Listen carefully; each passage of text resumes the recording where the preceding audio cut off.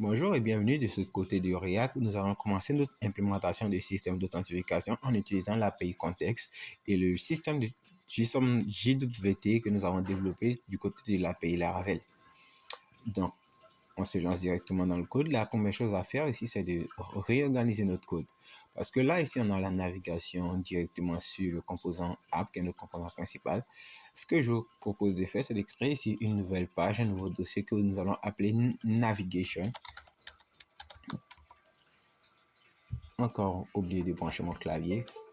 Donc, on crée ici un nouveau dossier qu'on va appeler Navigation. Et à l'intérieur, on crée un fichier navigation.js qui va permettre de contenir le contenu de notre navigation. Donc, ici, c'est navigation.js. Et ici, on crée juste une composante fonctionnelle avec le RFC, React Functional Component. Et ici, il exploite défaut de navigation. Et à l'intérieur de cette navigation, on va juste venir là et copier tout le contenu de notre navigation, c'est-à-dire toute cette div qui est à la classe TopNav. Donc c'est de là à là. Je pense que j'ai été trop gourmand. C'est de là à là.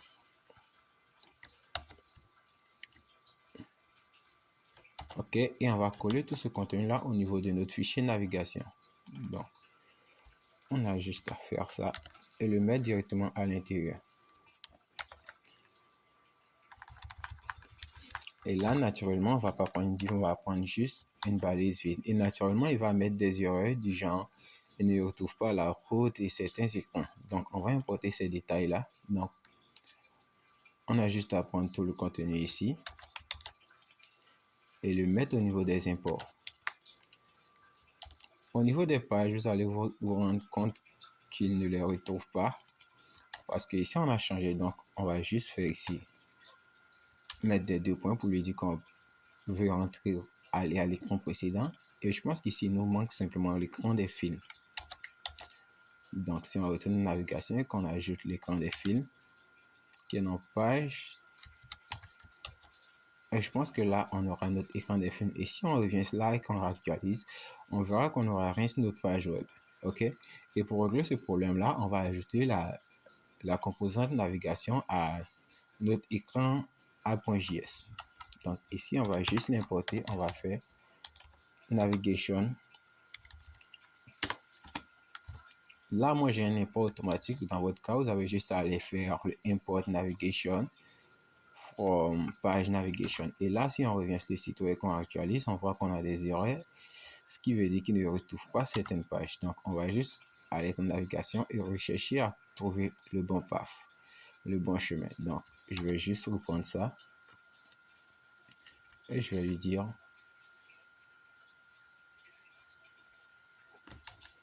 oui, comme je le disais, là, on n'a plus besoin de page parce qu'on est déjà dans l'écran page, donc on n'a plus besoin de page. Je pense qu'en faisant ça, on aura le problème réglé. Et si on rafraîchit notre page, on voit qu'on retombe bien sur la même chose. Et on a les données qui proviennent de l'API qui sont un peu en retard. Mais bien, on est bien bel et bien sur l'ancien projet. Je vais juste rafraîchir pour me rassurer que les données vont venir à temps. Et voir pourquoi est-ce que ça met autant de temps. Et voilà, on a les données qui proviennent de l'API. Je ne sais pas pourquoi est-ce qu'ils avaient mis autant de temps. Donc, maintenant qu'on a la navigation dans une composante à page, je trouve que c'est plus pratique de manipuler. Comme ça, notre fichier app.js reste vide et on a juste à importer la navigation. La première chose à faire dans le système d'authentification, c'est de permettre à l'utilisateur de s'enregistrer, de s'inscrire. Donc ici, on va juste venir créer une nouvelle route qu'on va appeler me connecter. Donc ici, ça sera un slash account login ou tout simplement login.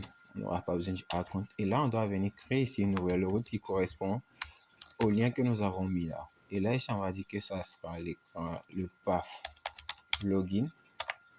Et l'élément, ça sera un élément login. Et pour créer cet élément, on va toujours dans page et on va créer là un nouveau dossier qu'on va appeler hôte, qui va être le diminutif d'authentification. Ensuite, à l'intérieur, on va créer un autre dossier qu'on va appeler login. Donc, on fait l'écran login et l'écran, donc on va dire qu'on n'aura pas un dossier login, on aura juste un fichier login et un fichier register. Donc, on aura ici un register.js qui va permettre de faire l'inscription des utilisateurs. Et là, il va juste utiliser une composante fonctionnelle de React. Et on va faire la même chose pour l'écran de login qui va permettre aussi de faire la connexion de l'utilisateur. Et là, on utilise le même React, une composante fonctionnelle. Donc, si on fait ça qu'on retient au niveau de la navigation, on veut que lorsqu'on appelle la route login, on puisse appeler l'élément login. Donc, on a juste à faire login ici. Et n'oubliez pas d'importer tout là-haut l'écran login. Donc, si on fait ça qu'on actualise, on voit qu'on a bien l'onglet me connecter qui apparaît. Et cette fois-ci, si on clique sur me connecter, on a l'écran login qui apparaît. Très bien. Donc, ce qu'on veut faire ici, on veut créer juste un petit formulaire, mais pour le moment, on va passer. On n'est pas en train de travailler sur l'écran login, on travaille sur l'écran. On va travailler sur l'écran qui va permettre d'enregistrer des utilisateurs. Donc là, ce qu'on veut faire, on veut mettre ici un petit bouton qui permet de dire un petit bouton du genre, je veux dire que c'est une div. Qu'est-ce que je vais faire? Genre, voilà. Donc ici, on aura ici, on va dire une span, puisqu'il refuse la div. Et ici, on va mettre un lien pour aller sur l'écran de connexion. Je n'ai pas de compte. OK. Et ce qu'on veut, c'est que qu'est-ce qui n'est pas bien utilisé dans mon cas, je vois pas.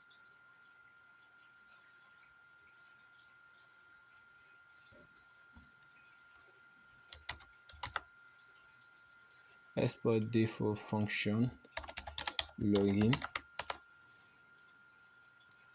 Et ce qu'on veut, c'est que lorsqu'on clique sur le bouton je n'ai pas de compte, on puisse aller sur l'écran qui permet d'ajouter un code. Donc, c'est parti. Pour cela, on va juste venir importer une nouvelle bibliothèque qui permet de faire la navigation. Puisque nous sommes sur la version 6 de React, nous ne pouvons plus utiliser redirect. Voilà pourquoi est-ce que nous utilisons useNavigate pour ceux qui se posaient la question. Donc ici, on va créer une variable qui va permettre de faire la navigation qui sera égale à useNavigate. Et là, c'est une propriété du React Router DOM qui permet de faire la navigation. Et oui, et là, au niveau du span, je vais lui dire que si on fait un clic, on a une méthode onClick. Et là, si on fait un clic, on va juste appeler la méthode, la variable navigate. Et ici, on va lui passer le nom de la route qui est register. Et là, je pense qu'il y a un slash d'abord. Donc, si je fais ça que j'enregistre, je vois que je n'ai rien de changer ici. Et au niveau de navigation, il faut que je crée cette route register. Donc, ici, route path, juste en dessous de login, je vais dupliquer la ligne. Et là, ça sera slash register. Et l'élément, ça sera pas login, ça sera register. Et il ne retrouve pas le register. Pourquoi que je puisse ressaisir? Pas de problème, il ne retrouve pas le register. On a juste à venir l'importer ici manuellement. Donc, ça sera autre. Et là, ça sera slash register.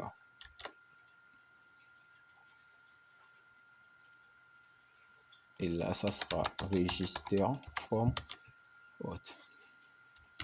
OK. Et là, si on voit, on n'a aucun changement, mais cette fois-ci, on clique sur je n'ai pas de compte. Je suis redirigé sur l'écran d'inscription, donc sur l'écran register.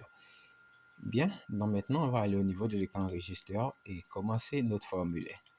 Donc, le CSS sera disponible à la prochaine vidéo pour que vous puissiez la télécharger et la coller directement. Dans celle-ci, on va juste se concentrer sur le fait de rendre fonctionnel notre application.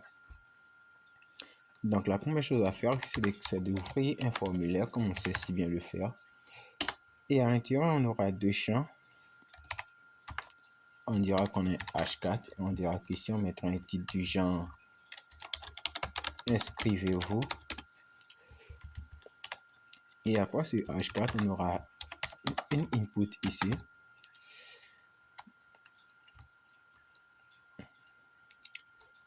Et là, on dirait qu'on aura un input de type le texte. Et ici, on aura un placeholder du genre non. Et on aura cet input dupliqué à 3 reprises pour qu'on puisse avoir le nom, l'email et le mot de passe. Donc ici, ça sera type email si on veut. Et là, ça sera email@gmail.com. Et là, on aura le dernier type qui sera password, le type mot de passe. Et là, on n'aura aucun placeholder. Ensuite, en dessous, on aura un dernier bouton. Et là, vous lui donnerez le type de submit. Et à l'intérieur, on aura le texte m'inscrit. Et je pense que j'ai fermé en double. Donc, si je corrige ça et qu'on vous passe notre vue register, on aura ce formulaire qui apparaîtra. Et oui, le bouton qui apparaît comme ça, c'est un style par défaut que j'ai appliqué lorsqu'on a fait la longue vidéo sur le style. Mais on y reviendra. Donc, pour le moment, on a nos trois champs. On a le nom, l'email et le mot de passe. Donc, ce qu'on veut faire, c'est que on veut envoyer ces données au niveau de l'API pour inscrire notre utilisateur. Donc, il va falloir qu'on sauvegarde chacune des entrées, c'est-à-dire le nom, l'email et le mot de passe dans des variables. Et là, on va utiliser le hook de React useState. Donc, ici, on va utiliser le useState de React. Donc, ici, on va juste venir définir des constantes. Donc, ici, on aura const. Là, ça sera name, une variable set name, qui sera égal à useState.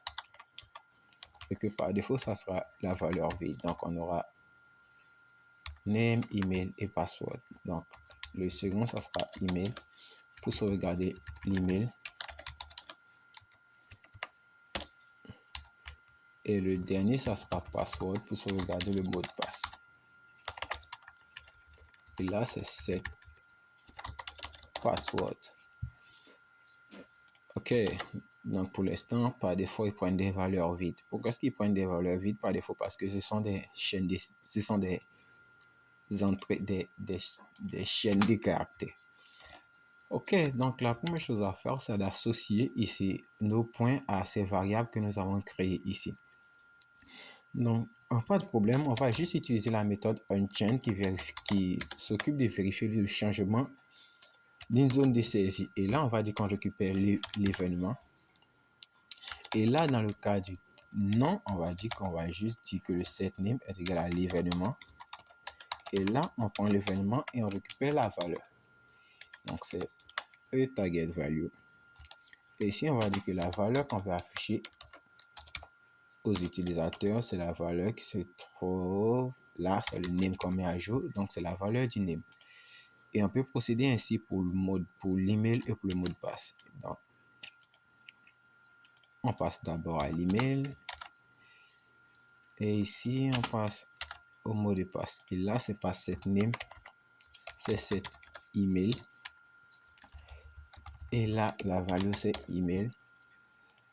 Et dans le dernier cas, c'est cette password. Et la valeur, c'est password.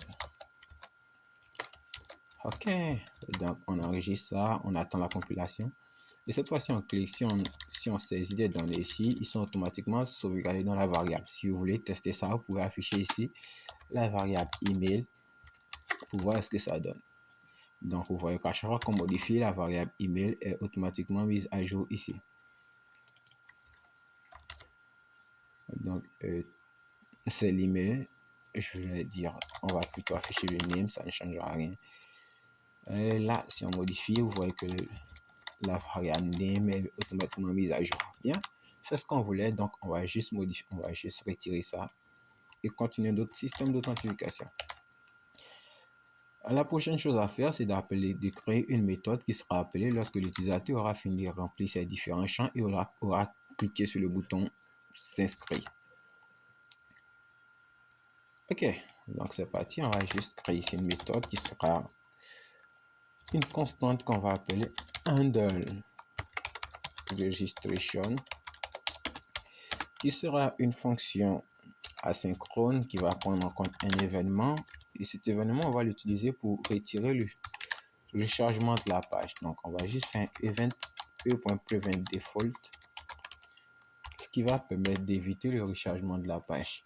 Et pour lier cet événement à notre formulaire, on va juste venir ici appeler la méthode onSubmit et on va lui dire que la méthode onSubmit est égale à handle registration, la méthode que nous avons définie là-haut. Eh bien, et juste pour tester, vous pouvez juste faire ici une alerte pour dire alerte OK. Et ce OK est censé apparaître si on clique sur le bouton m'inscrire. Donc, si je clique sur le bouton m'inscrire, j'ai cette alerte qui apparaît. OK.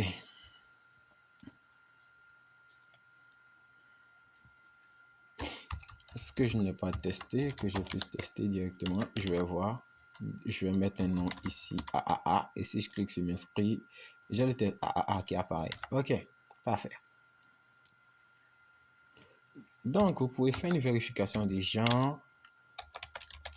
Vérifier que tous les champs MacMP sont remplis. Là, il y a...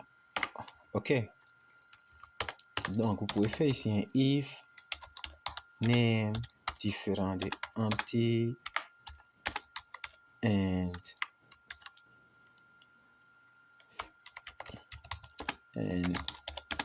email différent de empty pour vérifier que tous les champs sont remplis. Et le dernier, c'est password différent de empty. On fera ça. Et dans le cas contraire, on affichera juste une alerte pour dire veuillez remplir tous les champs. L'orthographe, c'est pas gagné. Donc, pour le moment, si on remplit une valeur conclue sur m'inscrire, on a veuillez remplir tous les champs. Et si on remplit tout, on n'a pas de message qui apparaît. Ici, on a le fil d'email qui apparaît. OK. Donc, on va supposer que là, tout a été fait. Il demande d'utiliser cost type, chaîne de caractères. Non, tu vas te contenter de ça. Bien, donc la prochaine étape, c'est d'envoyer les données que l'utilisateur aura remplies à notre API. Et là, on va utiliser Axios. Comme on l'a fait lors de la récupération, on va juste faire ici, mais dans ce cas, c'est la méthode post qu'on appelle. On va juste faire axios.post. Et je vais aller au niveau de l'écran des films et récupérer un bout de code que j'ai pas envie de retaper. Donc, je vais juste prendre tout ça. Et là, on a juste axios.post et le contenu, c'est ça qu'on appelle, seulement que là, c'est /register. Et là, on a la méthode main qui en retourne une réponse. Et là, on va juste dire qu'on va faire une console.log de la réponse. Et au cas où on a des erreurs, on veut que tu les récupères. Et ces erreurs seront dans une variable erreur. Et tu vas juste faire un console.erreur des erreurs pour qu'on puisse savoir qu'est-ce qui n'a pas marché. Donc, si je retourne ici au niveau de Insomnia, je vois que tout est bien. Je vais aller au niveau de ma base de données et rafraîchir pour me préparer à recevoir les données. Non, toi, tu attends.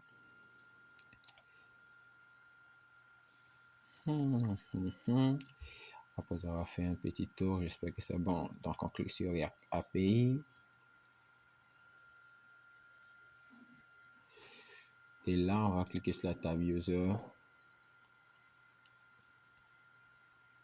Et par défaut, j'ai John, j'ai deux utilisateurs qui sont inscrits. Donc, ce que je vais faire, je vais essayer d'inscrire un troisième utilisateur. Donc, ça sera utilisateur exemple. Puis, et là, ça sera user@exemple.gmail.com. Le mot de passe, ça sera 1, 2, 3, 4. Et cette fois, on va ouvrir la console. Attendre qu'il s'affiche. Cliquez sur l'onglet console. Et là, on va cliquer sur m'inscrire pour voir les données qui proviennent. Donc là, une fois qu'on clique sur m'inscrire, après un certain temps, on a un retour qui vient, on a à l'intérieur ça, on a un statut 401. Et là, il me dit que le champ name est requis, le champ email est requis, le champ mot de passe est requis. Et pourquoi est-ce qu'il me dit ça? Parce qu'on n'a pas passé ici le nom, l'email et le mot de passe. Donc, très bien, c'est ce qui était prévu. Et pour faire la différence, quand on envoie les méthodes POST, il faut lui passer des paramètres. Et pour passer les paramètres, c'est juste après avoir défini l'URL. Et là, on dira qu'on aura les paramètres suivants. On pourra dire qu'on a name qui est égal à name, email qui est égal à email. Mais vous voyez que nos variables sont toutes les mêmes. On a name qui est identique à name, email qui est identique à email, et mot de passe et password qui est identique à password. Donc, on va se raccourcir la vie. On va juste faire name, email directement. Puisque nos variables sont identiques, pas besoin de les répéter. Et là, password. Ça revient aussi à faire password égale à password, name égale name 2.name, email 2.email. Mais je trouve que ça, c'est plus rapide. Donc, si c'est bien envoyé ainsi, on va juste faire cette fois un console log de la réponse, mais on va faire un console log de la réponse data. Donc, je vais juste effacer la console et cliquer à nouveau sur le bouton m'inscrire.